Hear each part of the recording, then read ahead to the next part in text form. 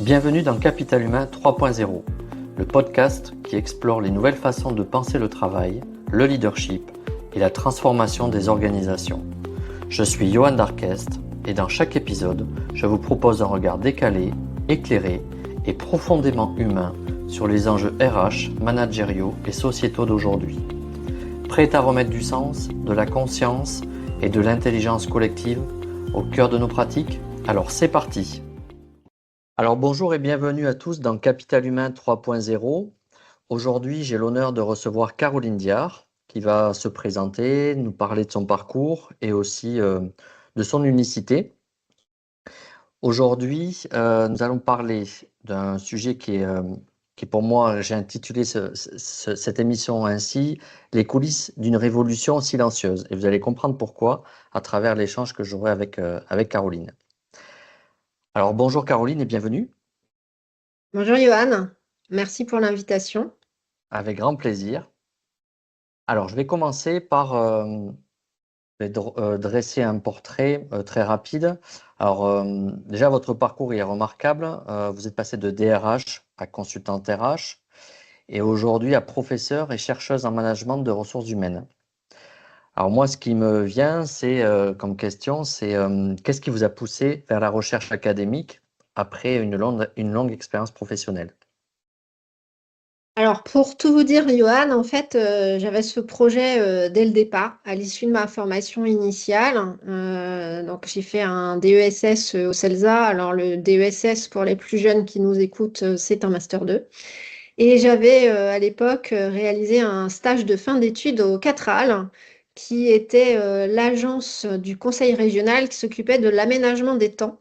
Et j'ai fait ce stage en tant que chargée de mission télétravail. Et j'ai donc fait un mémoire de fin d'études sur le télétravail.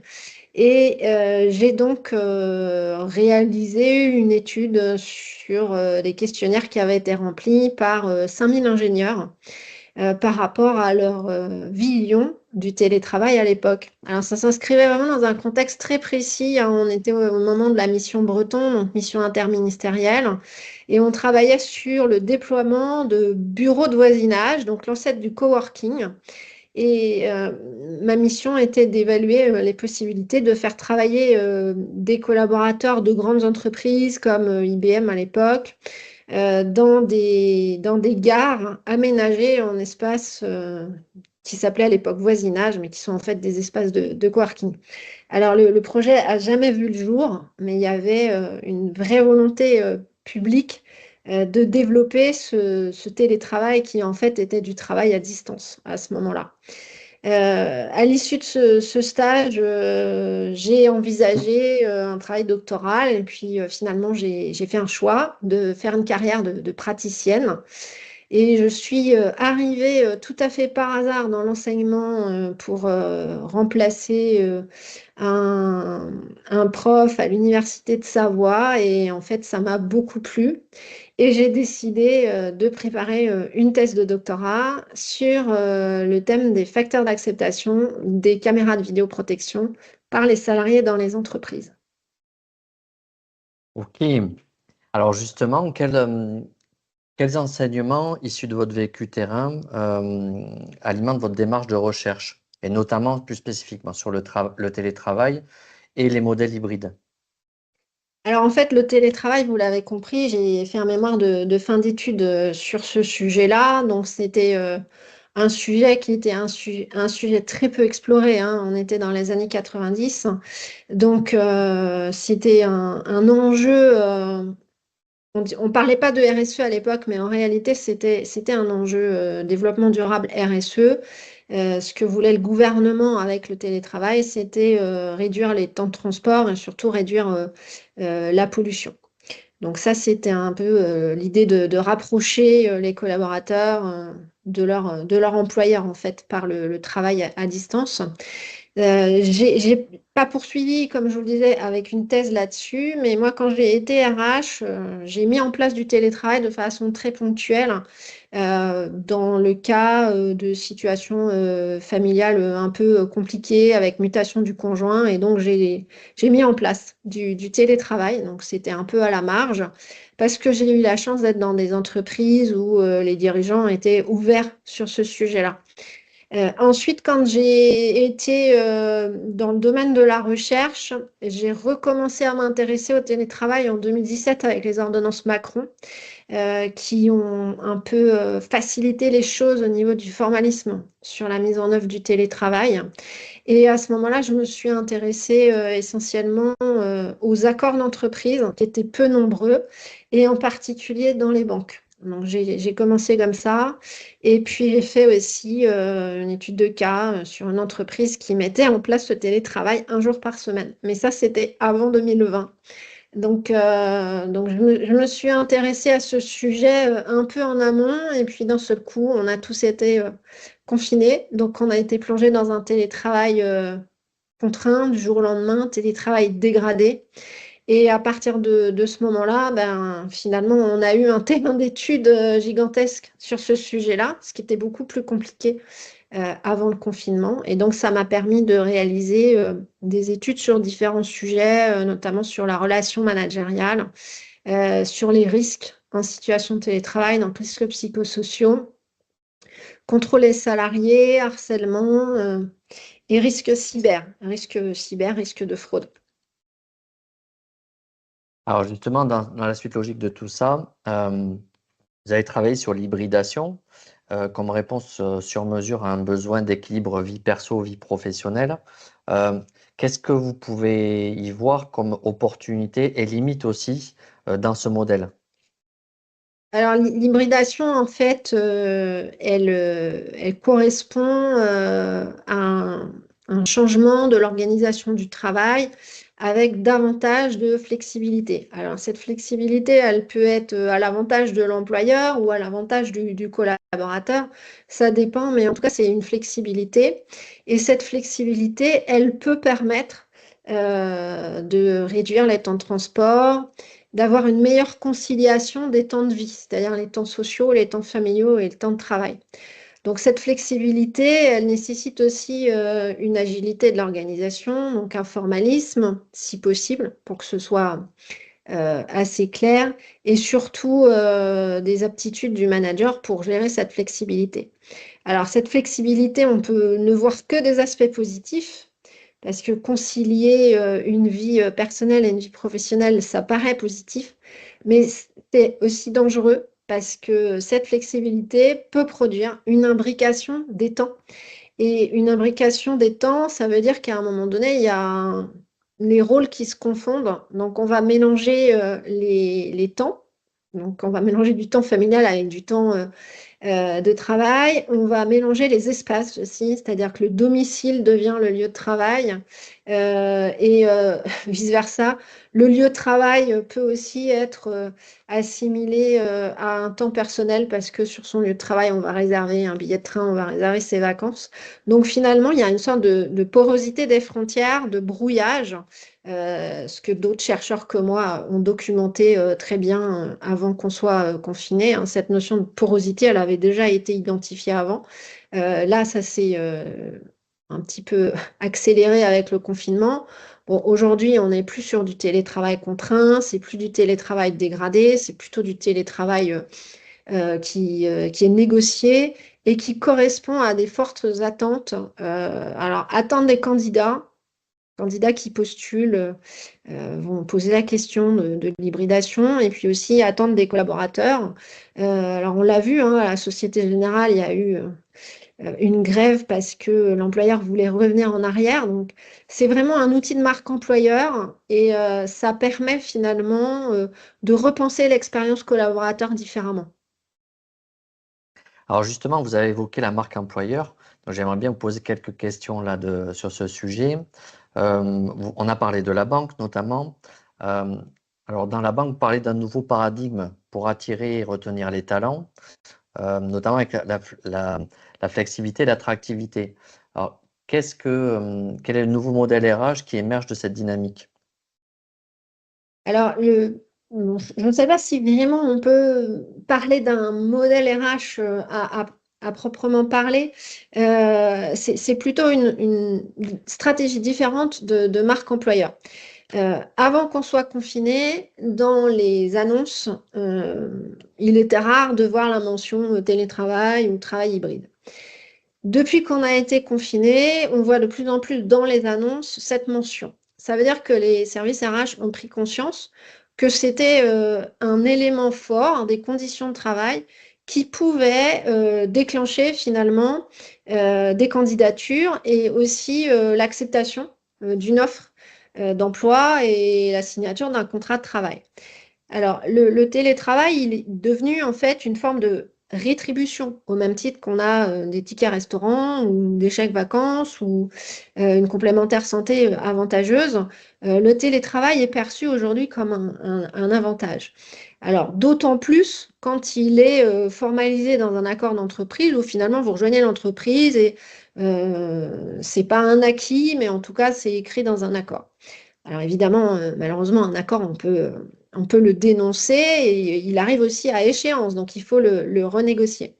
Mais le télétravail, c'est devenu finalement un argument pour recruter et aussi un argument pour rester. Et les RH s'en sont emparés, hein, puisqu'on a aujourd'hui une problématique d'attractivité pour certaines entreprises.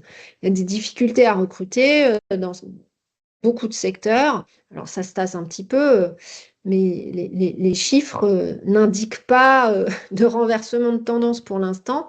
Donc on est toujours dans la problématique d'attirer les talents. Et pour attirer les talents, bah, il faut réfléchir à des éléments qui vont déclencher une candidature. Et ça, c'en est un. Est-ce que ça permet peut-être, en réfléchissant toujours avec vous, d'élargir sur le périmètre géographique de zones de recrutement? C'est-à-dire, par exemple, un cadre qui est peut-être très éloigné, peut-être à 700 km, mais qui est en capacité de venir ponctuellement une journée ou 2 journées par semaine au siège, par exemple. Est-ce que ça peut, c'est des nouveaux profils qu'on peut attirer avec cette Alors, flexibilité? effectivement, Johan, on peut voir l'aspect positif des choses. C'est-à-dire que ce qu'on voit en tant que RH, on se dit l'hybridation, ça étend le champ des possibles, c'est-à-dire que le bassin d'emploi, il est mondial. Je peux recruter finalement n'importe où. Alors évidemment, quand il y a un décalage horaire, ça complique les choses, donc c'est une problématique asynchrone. Mais on peut aller chercher un développeur informatique dans un autre pays d'Europe ou ailleurs et finalement, ça ne posera pas de problème. Donc effectivement, si on est basé dans la Creuse, ce n'est pas très grave, on peut recruter des gens à Paris ou ailleurs. Et la localisation de l'entreprise, finalement, ne serait plus un frein grâce à l'hybridation. Alors ça, c'est le côté positif des choses, mais là, derrière ça, il y a deux éléments négatifs par rapport à ça. D'abord, il y a le dumping social, c'est-à-dire que si vous considérez que le champ des possibles s'étend à un bassin d'emploi qui devient mondial, vous pouvez recruter des développeurs informatiques en Inde. Alors, là, je ne donne pas cet exemple par hasard, hein, parce que c'est le cas. Et en Inde, on est payé moins qu'en France. Donc, problématique de dumping social, qui a été évoquée hein, par les syndicats, et aussi la problématique d'éloignement et d'isolement, et de se dire à un moment donné, j'ai mon siège social à Paris, je recrute des personnes partout en France, en Europe. Et à un moment donné, je veux faire revenir les gens, mais je ne peux pas parce que ces gens-là, ils habitent loin. Donc ça crée quand même, à un moment donné, possiblement des tensions et des conflits. Et on vient de le voir. Alors, il n'y a pas que la Société Générale, hein. Il y a eu JP Morgan, Google, Amazon, Ubisoft, pour ne pas les citer. Bon, essentiellement des grosses structures qui ont voulu faire un rétropédalage sur le sujet. Et l'argument qui a été opposé par les salariés, qui est un argument légitime, c'est de dire, ah bah oui, mais moi j'ai acheté ma maison à Cherbourg, ça posait pas de problème pour que j'aille travailler à Paris et l'immobilier était moins cher. Donc, ça pose ce problème-là qui est un problème managérial, mais au-delà d'un problème managérial, on a des contentieux aujourd'hui devant la juridiction prud'homale qui sont liés justement à la mobilité des salariés et au lieu de travail. Alors, le Code du travail, il dit qu'on ne peut pas imposer un lieu de résidence. Donc, ça complique les choses. Sauf cas particulier, quand vous êtes gardien d'immeuble, on vous impose d'être sur place. Et le Code du travail, il vous dit que vous avez une liberté de résidence, comme vous avez une liberté de vous vêtir, etc. Ça veut dire qu'un collaborateur qui travaille dans une tour à la Défense, mais qui a son domicile à Nantes, on ne peut pas l'obliger à déménager pour venir travailler, pour être à côté du travail. Et ça, c'est tout l'objet des contentieux prud'homaux. Donc, c'est très délicat parce que les employeurs le savent, donc ils ne peuvent pas l'imposer. Alors, il y a une jurisprudence récente où finalement l'argument de l'employeur était mon collaborateur, je le protège, obligation générale de sécurité, article L41-21-1 du Code du travail, je le protège. Comme il est trop loin, il est fatigué par les transports et je lui demande de se rapprocher de son lieu de travail pour le protéger et pour qu'il ne soit pas en danger parce qu'il est trop fatigué dans les trajets. Donc on voit que c'est vraiment un sujet qui est à la fois un conflit à la limite de l'idéologie, un conflit managérial quasiment idéologique sur un besoin de contrôle versus liberté, et puis aussi un conflit qui est un conflit juridique. Et ça va finir au Conseil des prud'hommes dans bien des cas. Et qu'est-ce qu'on pourrait identifier comme piste de solution? Parce qu'on voit bien qu'on est au cœur des transformations des organisations, que l'hybridation est un levier parmi tant d'autres. Qu'est-ce qu'on peut identifier justement comme solution, euh, on va dire, collective pour répondre à ces problématiques et satisfaire à la fois la partie des exigences des employeurs, parce que tout ce que vous dites en fait est très justifié, et aussi à la fois les nouvelles attentes des collaborateurs et des nouvelles générations aussi. Alors, en fait, la meilleure solution, c'est toujours de trouver un juste équilibre et une solution qui soit gagnant-gagnant. Euh, alors, je fais partie du conseil scientifique de l'Observatoire du télétravail et on a fait une étude en 2023. On est actuellement sur une autre étude, donc on aura prochainement des résultats. Mais dans cette étude, et ce qui correspondait aux chiffres de l'APEC aussi, le juste équilibre, c'est 2 jours par semaine à distance. Alors, je dis à distance parce qu'à distance, ça peut être à domicile, mais aussi dans un espace nomade ou de coworking.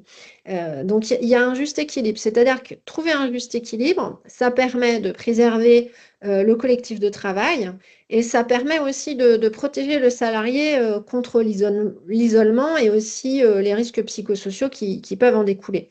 Parce que quand on est à domicile, il peut y avoir aussi du harcèlement. Alors, conscient ou pas conscient, des managers qui vont être un peu plus contrôlants, qui vont demander systématiquement d'activer la caméra, qui vont organiser de manière inopinée des vidéos sur Teams, etc., pour des motifs, on va dire, qui ne sont pas forcément justifiés, et parce que juste, on a envie de contrôler. Donc, il y a cette notion de relation managériale qui est quand même pas neutre.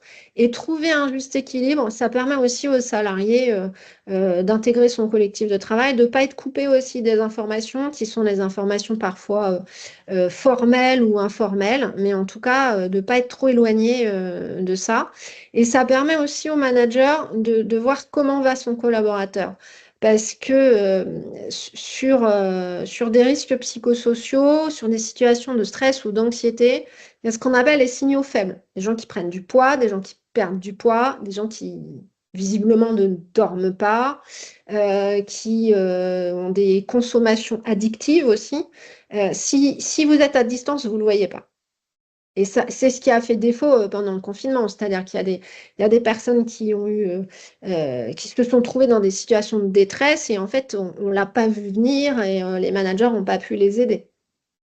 Donc, le juste milieu, je crois que c'est la réflexion qu'il faut avoir. C'est dans ce sens-là aussi que le dialogue social s'opère dans les entreprises, hein. C'est ce que revendiquent les partenaires sociaux, d'essayer de trouver une solution qui soit un bon compromis pour tout le monde. Parce que le travail à domicile peut aussi être source davantage de concentration, etc. Alors, ça nécessite de repenser les missions. C'est-à-dire que les missions un peu collectives, on va les faire les jours où tout le monde est là et on peut se voir. Et puis après, les dossiers de fond, on a besoin de se concentrer, on va le faire à domicile. Effectivement, les fameuses zones blanches, enfin, moi pour l'avoir vécu, c'est important d'avoir des temps en zone blanche où on est concentré, pas parasité. Ça peut être aussi la problématique aussi de parasitage qui empêche les collaborateurs de se concentrer. Et des fois, en fait, on répond par du télétravail, justement pour être en zone blanche, alors qu'on pourrait trouver d'autres mécanismes, justement, pour éviter ces parasitages. Donc, il y a cet élément. Et puis, l'autre élément, moi, ce que je voulais rajouter, c'est important, c'est la notion de lien social en présentiel. C'est-à-dire, vous l'avez très justement dit, il y a des signaux faibles. Quand des collaborateurs voient des signaux faibles en présentiel, c'est beaucoup plus facile pour créer ce lien que quand on est à distance, on ne le voit pas. Donc, en termes de santé au travail et de QVCT, je pense que c'est très important d'avoir voilà, cet équilibre entre les deux. Bon, ça, c'est mon avis hein, personnel, mais d'avoir cette hybridation, je trouve que c'est une bonne solution, à mon sens.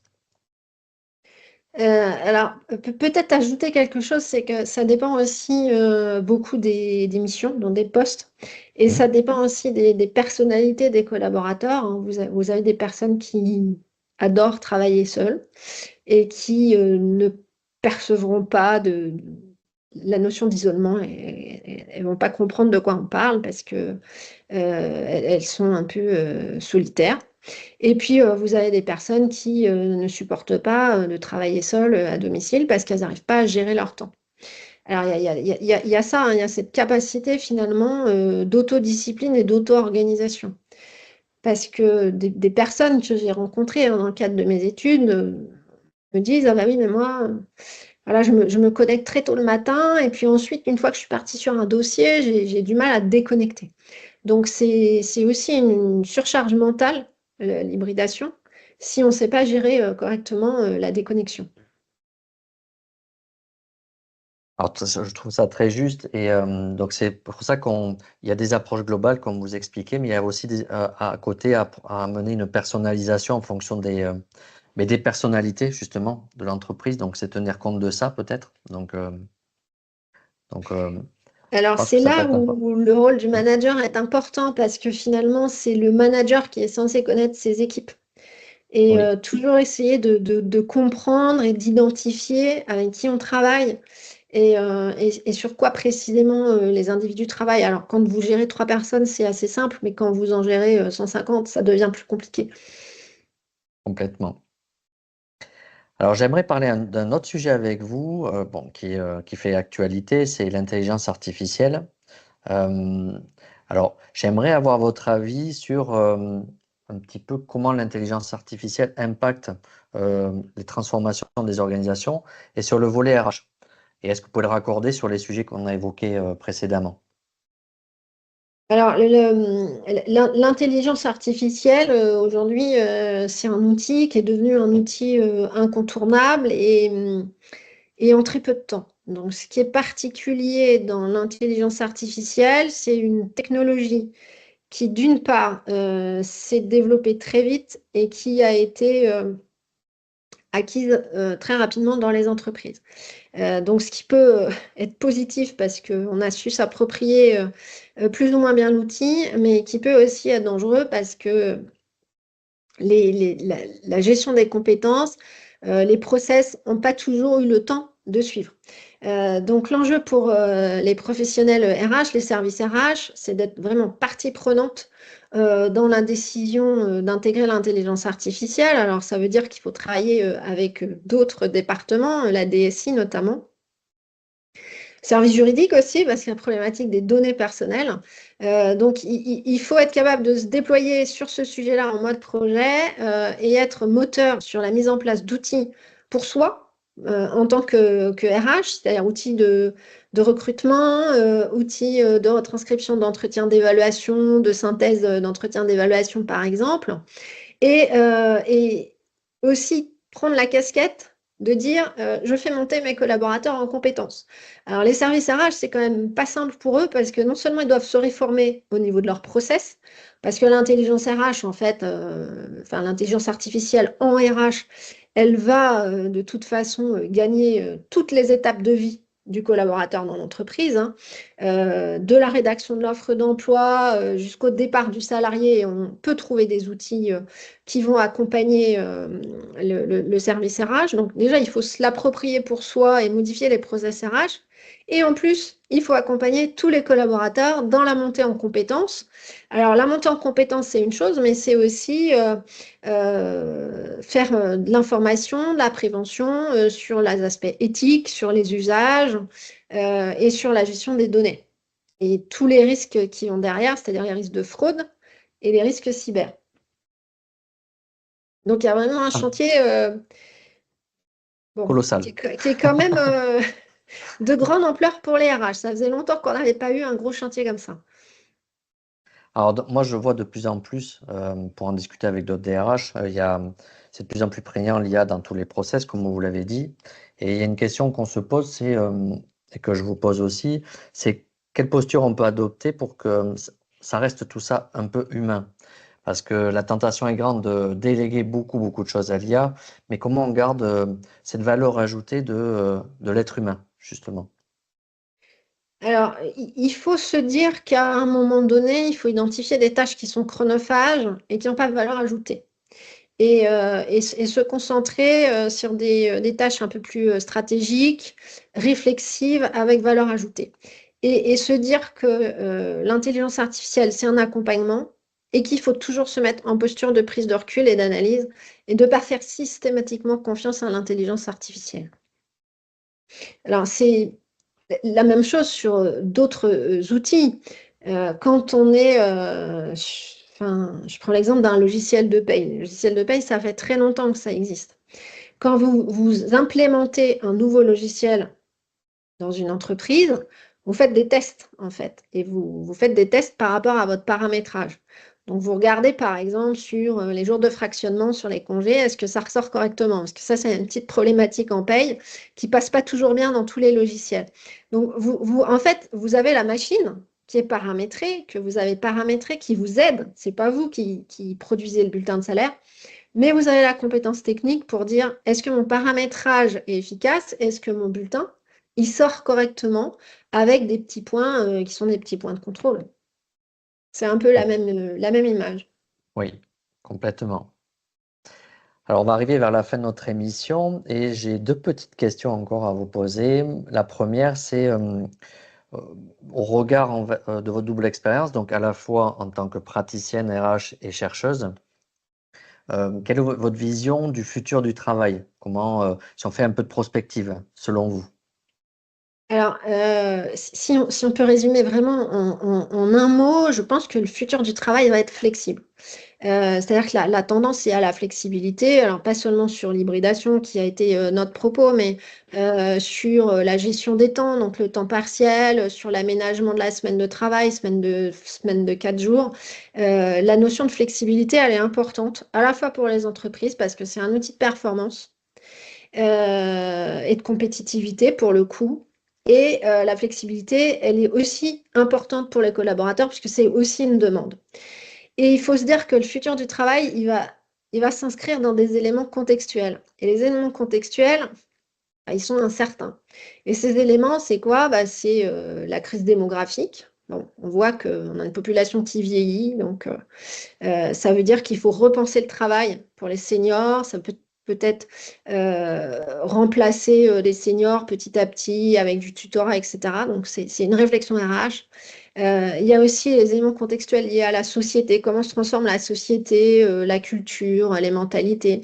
Il y a l'environnement aussi, hein, le climat. Donc, on voit, hein, futur du travail, c'est peut-être un futur avec des canicules à répétition. Donc, il faut repenser aussi les conditions de travail. Et puis, les éléments contextuels liés à la technologie. Alors, la technologie, bah, elle évolue. On ne maîtrise pas, mais on doit s'adapter à tous ces éléments de contexte. Et le futur du travail, il est relativement incertain. Il y a 10 ans, on ne savait pas qu'on serait dans un mode hybride avec de l'intelligence artificielle. On ne peut pas prévoir ça. Mais en tout cas, il faut être capable de prendre conscience qu'il y a des éléments de contexte et que ces éléments de contexte, on doit très vite se les approprier et les intégrer dans l'organisation du travail au quotidien. Et notamment le rapport au sens au travail, parce que c'est une question qui est de plus en plus centrale, à la fois sur un point de vue individuel et collectif. Et cette question est de plus en plus posée, justement. Alors la question est posée, bon, ça c'est aussi probablement issu des réflexions pendant le confinement, parce que pendant le confinement, on a eu le temps de réfléchir à quelles sont mes missions, est-ce que mes missions sont utiles, est-ce que moi-même je suis utile, est-ce que mon poste ne va pas être supprimé. Donc il y a eu une forme d'anxiété et effectivement une recherche de se dire elle est où ma place à moi finalement? C'est ça le résumé.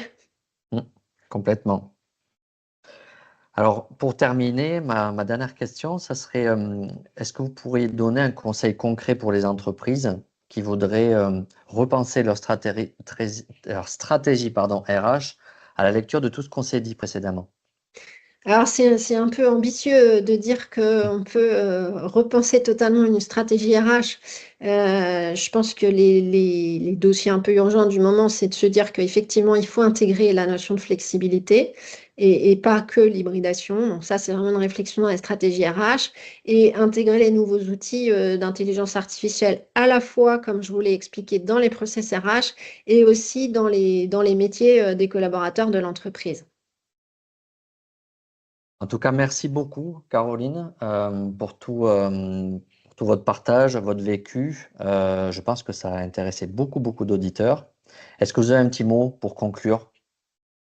Alors, peut-être le mot de la fin, c'est essayer Hmm. d'anticiper plutôt que de penser court terme, parce que sinon, on réagit toujours un peu trop tard aux évolutions contextuelles, et ça, c'est dommage. Mais merci pour ce mot de la fin. Je vous donne rendez-vous à tous les auditeurs pour de nouveaux épisodes. Et encore merci, Caroline, et je vous dis à très bientôt. Merci, Johan. Au revoir. Au revoir. Merci d'avoir écouté cet épisode de Capital Humain 3.0. Si ce contenu vous a plu, je vous invite à vous abonner sur votre plateforme préférée et à laisser un avis ou un commentaire. C'est le meilleur moyen de soutenir le podcast et bien sûr de le faire rayonner. Vous pouvez aussi retrouver tous les épisodes sur Ocha via le lien en description. Et si vous souhaitez réagir, proposer un thème ou intervenir dans un prochain épisode, contactez-moi directement sur LinkedIn. À très bientôt pour un nouveau voyage au cœur du capital humain.